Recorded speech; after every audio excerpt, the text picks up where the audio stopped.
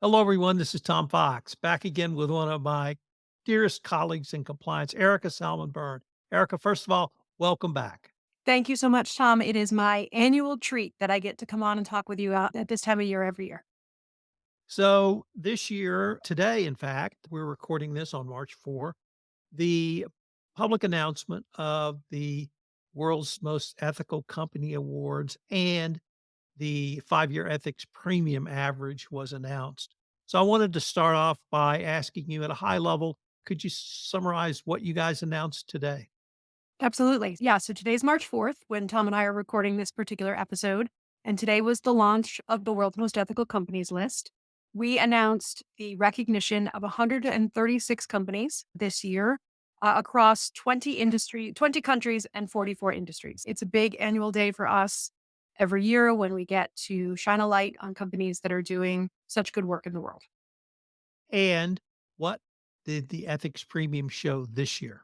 Yeah. So the ethics premium, Tom, is my favorite piece of data and your favorite piece of data, which is the calculation that we run every year when we announce the list. And it is a look back over a 5-year period in terms of the calculation of the financial performance of the publicly traded companies on the list. In other words, we decide on the list in January. We look at the public companies on the list, and then we work with our indexing partners to say, if we pulled together a bucket of stocks that were the publicly traded companies on the list, this year it's 69% of the list is publicly traded. And what would that bucket of stocks have done over the course of the past 5 years compared to a comparable index? And every year since we have done this work, it has outperformed. This year, the outperformance was 12.3%. So, Erica, could we go through some of the key highlights of the world's most ethical company winners this year? So, this, first of all, I want to start by saying this is the 18th annual recognition. What Mhm. did you see from the companies who received this designated designation in 2024? Yeah, it is the 18th year, Tom, as you said. So we've been doing this every year like clockwork since 2006. And we saw a couple of things. First, I want to start with some pretty significant changes that we made to this year's methodology. This year, for the first time, third party management is 5% of your score. So we actually pulled third party management out of the compliance and ethics portion of the analysis. We gave it its own weighting. And we did that because of what we have seen over the course of the last couple of years on how seriously companies are looking at how they interface with their third parties, the kinds of activities that they can support their third parties in, all of those pieces that really give you as an organization a chance to make sure that you are selecting partners that share your values. So that is now 5% of the score. It's a standalone category. And that gave us a chance to also expand that category of questions, which was terrific. So we got to ask about things like, to what extent are you offering training to key third parties who may not have as strong a compliance program as you would like? How often are you redoing your diligence? Things along those lines. So we made that change. We added weight to the governance section, which was another change this year, and gave us a chance to look at things like, how many boards are your directors sitting on, right? Tom, you and I have talked about the incredibly important role that a director plays in overseeing an organization and how important it is that they have the time to be able to do that thoroughly and effectively and in fulfillment of their fiduciary responsibilities to stakeholders. One of the trends we've seen over the course of the last couple of years is the decrease in the number of boards, other boards that the directors at World's Most Ethical Companies are sitting on, right? So the overboarding, which has been a big topic of conversation in the governance ecosystem, we're seeing less of that than we were seeing a couple of years ago. We're seeing 20% of the score is culture, and we're seeing a real lean in for companies trying to figure out, how are employees feeling, right? Where are my hotspots? Where are the places where I've got a hybrid workforce where some employers are being treated better than others? All of those things that we learned in the pandemic about how to keep a workforce cohesive and engaged across different ways of working. That's all showing up now in the data, which is really exciting to us. I'd like to go through some of the companies actually in terms of a higher level view. It's not simply US companies and it's Okay. not concentrated in one area. So, could you maybe talk us through the geographic dispersion of companies who received the designation and also what? Yeah, so we this year we recognize companies rather across 20 countries. So we have representation from Europe, we have representation from the US, from Latin America, from Canada, from Asia, right? So real global disbursement of the companies that we recognize this year. They are more larger organizations than not, right? So if you look at the companies on the list, we have about 13% of the list that has less than 500 million in revenue. We have about 18% of the list that has less than 5,000 employees. Then we have companies on the list that are much, much larger, right? Some of the largest, brands in the world as well. So real spread as far as headcount size, revenue size. We have PE backed companies, we have privately held companies, we have nonprofits, and we have publicly traded companies on the list. And we're across 44 industries at this point. So, real broad in terms of where the organizations that we recognize this year have come from.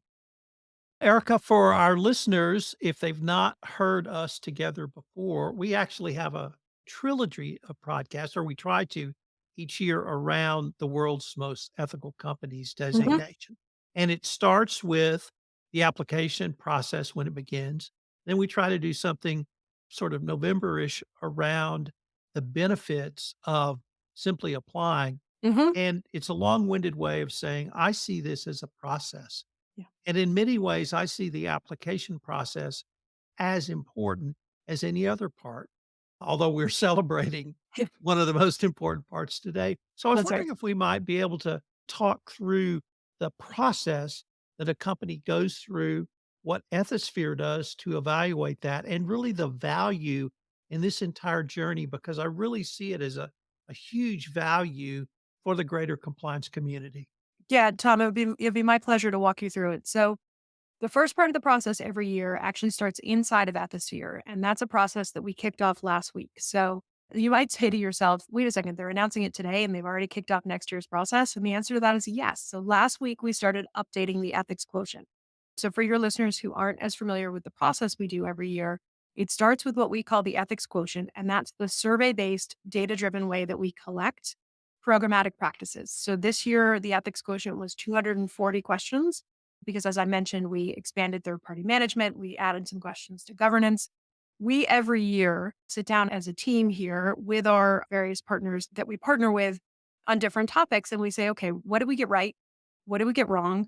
Where can we make a question even more clear than we did last year? Are we getting a little bit too into our own phrasing of things? Can we clarify questions? And we start the process of redlining the EQ. And then starting in July, we will open the process for 2025. And so the first thing that any company that's interested in applying is going to do is they're going to download the annotated EQ. And I cannot emphasize this one enough because the annotated ethics quotient shows you exactly what we changed from last year. And I have so many compliance professionals who will say to me, Erica, the fact that you guys released the red line is the biggest service you could give to the compliance community because I just take that, I read your red lines, and I go and work on those things because this is all you guys do. It's what you've done for 18 years. And so if Ethisphere is telling me to care about something, I'm going to take it pretty seriously and I'm going to go try to figure out what my answer is. And that is free to anybody, right? You can go to our website today and you can download the annotated EQ for 2024. You can take a look at what we changed from the prior year and you can think to yourself, why might they have changed that? And is that some guidance that I ought to take seriously myself? Companies that are interested in applying will then fill out the EQ. We then ask for supplemental documentation, right? So we're going to look at the documentation that you submit to us. Tom, this year, for the first time, I was really proud of the team for figuring this out. We actually released to applicants how we graded their docs. They'd get not just the scorecard that shows them how they performed on each of the categories, we also released to them the maturity scores that we assigned to their documentation. So they know exactly what the team thought of the documentation they submitted. And that gives them some guidance of some places that they might want to focus if those document scores were not where they otherwise wanted them to be. The companies take the EQ, they submit the documentation, we close the survey, we spend a couple of months as a team combing through the documentation, combing through the survey responses, matching documentation to survey answers, right? Really trying to dig in and make sure that we understand the organizations that we're reviewing. And then we use those finalized scores to select the list every year. Anybody who applies gets a scorecard, as I said. And then, as I said, this year, those documentation scores, which was that was a big deal for us to figure out how to do that. So the process itself, and you've said this before, it's not an easy process. You have No. to work at it, but the value in whether you're a CCO or a compliance professional in going through that process, it is some part a self evaluation, but they're Mhm. turning it over to Ethisphere for an outside evaluation. So we're not doing what we normally do, which is stare at our navel, but we're getting someone else to look at it. Could you talk a little bit about the Ethisphere side of the evaluation? Yep.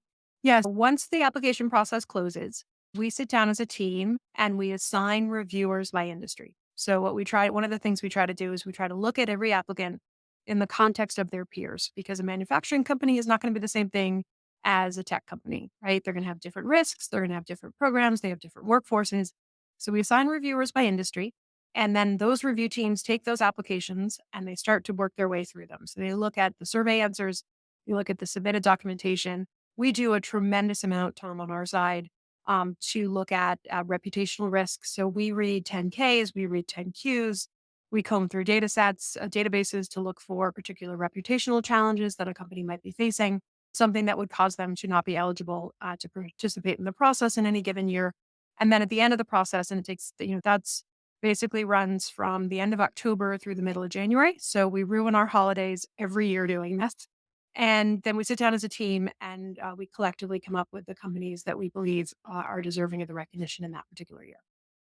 All right, let's see. I really can't say enough about this process. I know you and I have talked about this multiple times over the years.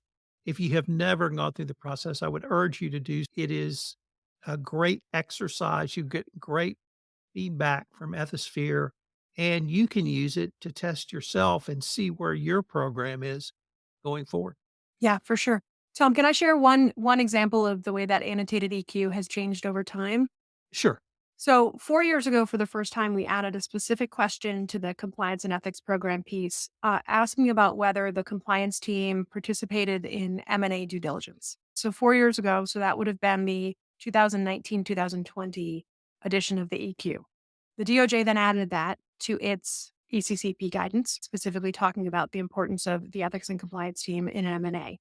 And over the course of the last 4 years, we have seen the number of companies saying not just that the compliance team gives the diligence team a checklist, but that the compliance team actually has a dedicated member of its team as part of the M&A diligence team. We have seen that number go from 38% to this year, 90%. So if that's not a demonstration of the expansion of the compliance and ethics team's responsibilities and their importance inside of an organization, I can't think of a better example. Erica, I'd now like to spend some time going through the 5-year ethics premium. Mhm. This year it's listed at 12.3. Could you walk us through this number? Yeah, absolutely. So, quick refresher, Tom, for anybody listening along right now that doesn't know how we calculate the ethics premium.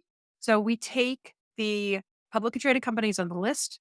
We look at their performance back five years, right? So we start the day that we start before the public announcement. So this is during the quiet period, and we work with an index partner to do a 5 year look back. They compare the performance of those publicly traded companies, weighted, by the way. So there's no one company that's worth more than 8% of the index. So it's not like we just have one great company on the list that is carrying everybody else. It's all weighted. They compare it to a comparable index every year of companies, roughly the same industrial makeup, roughly the same country spread. And what we saw this year was a 12.3% outperformance. The thing I want to emphasize, Tom, for anybody listening along is I'm not saying we have causation. It's not that just being on the world's most ethical companies list means that you are going to outperform.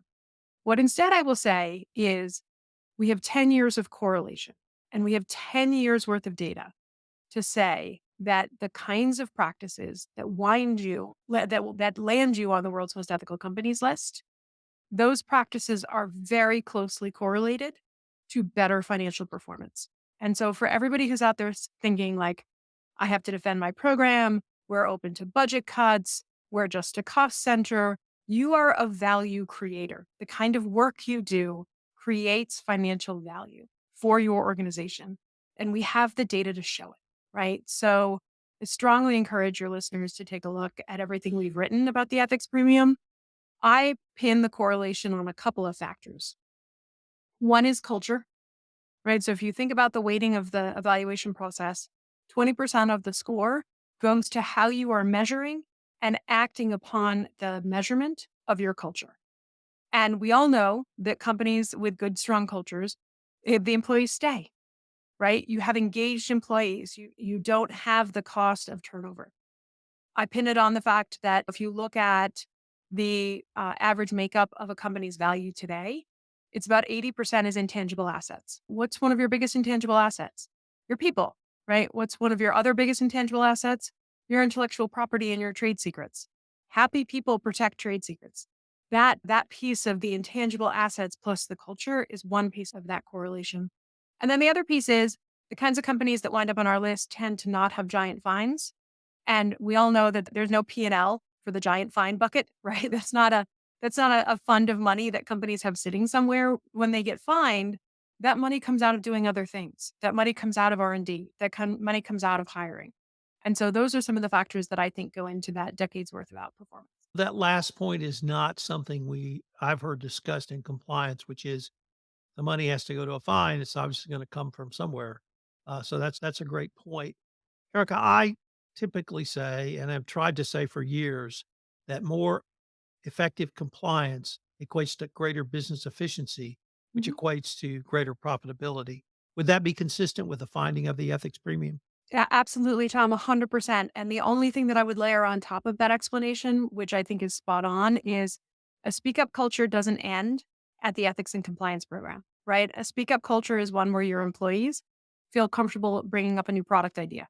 They feel comfortable talking about a client challenge. They feel comfortable telling you that they think there's a risk in a specific place.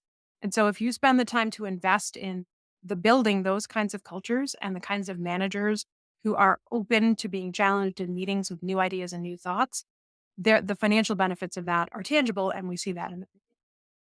Erica, fortunately, we are near the end of our time for this episode. But before we leave, I wanted to ask you where our audience can go to find out more about the 2024 World's Most Ethical Companies and the 2024 Ethics Premium. Yeah. So they can go to worldsmostethicalcompanies.com, all, one great big mashup of words, one right after the other. Worldsmostethicalcompanies.com. And there you'll find a couple of things. You'll find this year's list, you'll find this year's ethics premium, and you'll find information on how to apply for next year if you decide that you're ready to take that step. I encourage you all to check it out. And then, of course, here at Ethisphere, we'll be writing and posting on LinkedIn for the next couple of months, sharing some of the data that we saw in the process, some of the things that we think are particularly interesting and important for our audience to know. Well, Erica, I wanted to thank you again for taking the time to visit with me. And once again, shout out to Ethisphere for this really noble service for the compliance professional. I look forward to continuing this conversation. Great. Tom, thank you so much for having me back. And it's always a pleasure to talk to you about this is one of my favorite days of the year every year. It's nice to spend it with you.